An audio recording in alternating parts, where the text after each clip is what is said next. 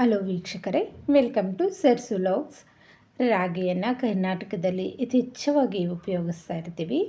ಇದನ್ನು ಪೋಷಕಾಂಶಗಳ ಖಜಾನೆ ಅಂತ ಸಹ ಕರೀತಾರೆ. ರಾಗಿಯಲ್ಲಿ ಕ್ಯಾಲ್ಶಿಯಂ ಮತ್ತು ಕಬ್ಬಿಣ ಹೆಚ್ಚಾಗಿರುತ್ತೆ. ಇದನ್ನು ಬಳಸ್ಕೊಂಡು ನಾವು ರಾಗಿ ಉಪ್ಪಿಟ್ಟನ್ನು ಯಾವ ರೀತಿ ಮಾಡೋದು ಅಂತ ನೋಡೋಣ ಬನ್ನಿ.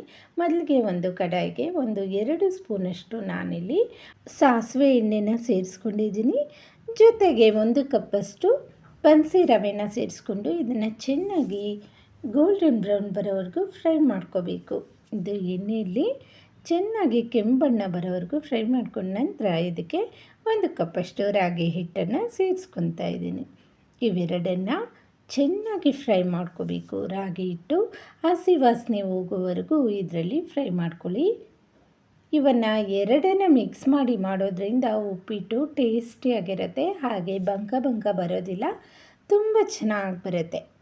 ಅದನ್ನು ಚೆನ್ನಾಗಿ ಫ್ರೈ ಮಾಡಿಕೊಂಡು ಪಕ್ಕಕ್ಕೆ ಇಟ್ಕೊಂಡು ನಂತರ ಒಂದು ಕಡಾಯಿನ ಬಿಸಿ ಮಾಡಿಕೊಂಡು 4ರಿಂದ 5 ಸ್ಪೂನಷ್ಟು ಎಣ್ಣೆನ ಹಾಕ್ಕೊಂಡಿದ್ದೀನಿ. ಎಣ್ಣೆ ಬಿಸಿ ಆದ ನಂತರ ಇದಕ್ಕೆ ಸಾಸಿವೆ ಜೀರಿಗೆನ ಸೇರಿಸ್ಕೊಂಡಿದ್ದೀನಿ. ಹಾಗೆ ಎಣ್ಣೆಯಲ್ಲಿ ಹಸಿಮೆಣಸಿನ್ಕಾಯಿನ ಚೆನ್ನಾಗಿ ಫ್ರೈ ಮಾಡ್ಕೊಳ್ಳೋದ್ರಿಂದ ತುಂಬ ಟೇಸ್ಟಿಯಾಗಿರುತ್ತೆ. ನಂತರ ಇದಕ್ಕೆ ಕಡಲೆ ಬೀಜನ ಸೇರಿಸ್ತಾ ಇದ್ದೀನಿ. ಕಡಲೆ ಬೀಜನ ಸೇರಿಸ್ಕೊಳ್ಳೋದ್ರಿಂದ ಉಪ್ಪಿಟ್ಟಲ್ಲಿ ಟೇಸ್ಟು ಸಖತ್ತಾಗಿ ಬರುತ್ತೆ.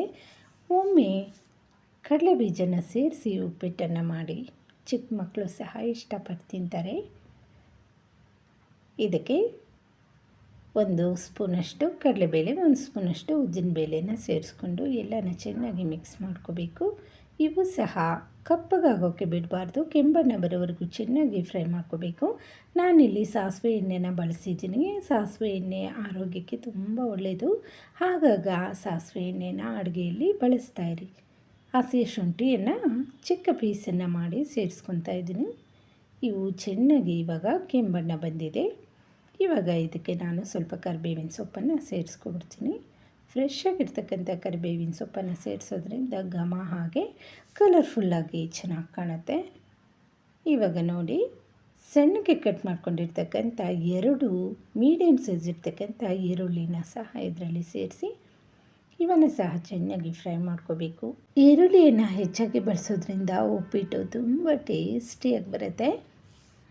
ಇದನ್ನು ಈ ರೀತಿ ಚೆನ್ನಾಗಿ ಫ್ರೈ ಮಾಡ್ಕೋಬೇಕು. ಇವಾಗ ಇದಕ್ಕೆ ಮೀಡಿಯಮ್ ಸೈಜ್ ಇರ್ತಕ್ಕಂಥ 1 ಟೊಮೊಟೊವನ್ನು ಶುದ್ಧವಾಗಿ ತೊಳ್ಕೊಂಡು ಸಣ್ಣಗೆ ಪೀಸ್ ಮಾಡಿ ಸೇರಿಸ್ಕೊತಾ ಇದ್ದೀನಿ. ಇದನ್ನು ಸ್ವಲ್ಪ ಹೊತ್ತು ಮಿಕ್ಸ್ ಮಾಡ್ಕೊಂಡ ನಂತರ ಮುಚ್ಚಳ ಮುಚ್ಚಿ ಸ್ವಲ್ಪ ಹೊತ್ತು ಇದನ್ನು ಬೇಯಿಸ್ಕೊಬಿಡೋಣ. ಸಾಫ್ಟಾಗಿ ಚೆನ್ನಾಗಿ ಬೇಯುತ್ತೆ. ಇವಾಗ ಇದಕ್ಕೆ ನಾವು ನೀರನ್ನು ಸೇರಿಸ್ಕೋಬೇಕು. ಇದೆಲ್ಲ ಚೆನ್ನಾಗಿ ಫ್ರೈ ಆಗಿದೆ.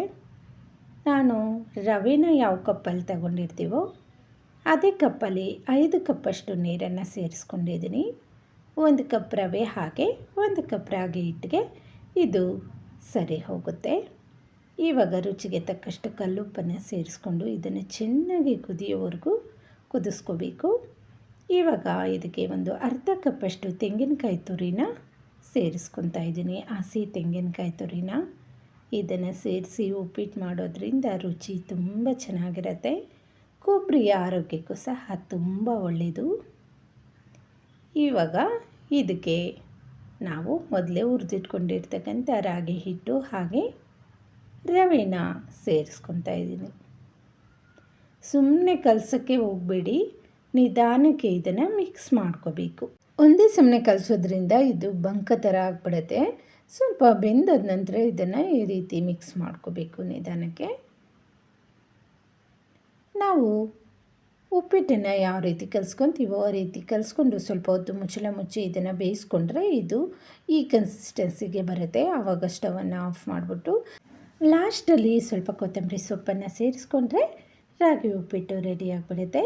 ಇದನ್ನು ನಾವು ಸರ್ವ್ ಮಾಡುವಾಗ ಸ್ವಲ್ಪ ಚಟ್ನಿ ಒಟ್ಟಿಗೆ ಸರ್ವ್ ಮಾಡಿದ್ರೆ ತುಂಬ ಟೇಸ್ಟಿಯಾಗಿರುತ್ತೆ.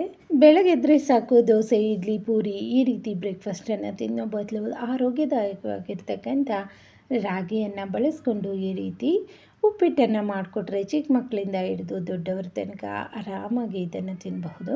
ವೀಕ್ಷಕರೇ, ಇವತ್ತಿನ ಈ ಆರೋಗ್ಯದಾಯಕವಾಗಿರ್ತಕ್ಕಂಥ ಈ ರಾಗಿ ಉಪ್ಪಿಟ್ಟು ನಿಮಗೇನಾದರೂ ಇಷ್ಟ ಆಗಿದ್ದರೆ ಪ್ಲೀಸ್ ನಮ್ಮ ಚಾನಲನ್ನು ಸಬ್ಸ್ಕ್ರೈಬ್ ಮಾಡ್ಕೊಂಡು ನೋಡಿ, ಹಾಗೆ ಸಪೋರ್ಟ್ ಮಾಡಿ. ಇನ್ನಷ್ಟು ಆರೋಗ್ಯದಾಯಕವಾದ ಬ್ರೇಕ್ಫಾಸ್ಟ್ ರೆಸಿಪಿಗಳು ನಿಮಗೋಸ್ಕರ ನನ್ನ ಚಾನಲಲ್ಲಿ ಹಾಕ್ತಾ ಇರ್ತೀನಿ. ಯಾರಿಗೆಲ್ಲ ಇಂಟ್ರೆಸ್ಟ್ ಇದೆ ಅಂಥವರು ತಪ್ಪದಿರ ನನ್ನ ಚಾನಲನ್ನು ಫಾಲೋ ಮಾಡ್ತಾಯಿರಿ. ವೀಕ್ಷಕರೇ, ನೋಡ್ತಾ ಇದ್ದೀರಲ್ವಾ ಎಷ್ಟೊಂದು ಟೇಸ್ಟಿಯಾಗಿ ಹಾಗೆ ಸಿಂಪಲ್ ಆಗಿರ್ತಕ್ಕಂಥ ಈ ಬ್ರೇಕ್ಫಾಸ್ಟನ್ನು ಎಷ್ಟೊಂದು ಕ್ವಿಕ್ಕಾಗಿ ರೆಡಿ ಮಾಡ್ಕೋಬಹುದು. ಇವಾಗಂತೂ ಸುಮಾರು ಜನಕ್ಕೆ ಅನಾರೋಗ್ಯಗಳು ಕಾಡ್ತಾ ಇದೆ. ಅಂಥದ್ರಲ್ಲಿ ಆರೋಗ್ಯದಾಯಕವಾಗಿರ್ತಕ್ಕಂಥ ಈ ರಾಗಿಯನ್ನು ಹೆಚ್ಚಾಗಿ ಬಳಸೋದು ತುಂಬ ಮುಖ್ಯವಾಗಿದೆ. ನೀವು ಸಹ ಈ ರೆಸಿಪಿನ ಒಮ್ಮೆ ಟ್ರೈ ಮಾಡಿ, ಹೇಗೆ ಬಂದಿತ್ತು ಅಂತ ಕಮೆಂಟ್ ಮಾಡಿ. Thank you for watching.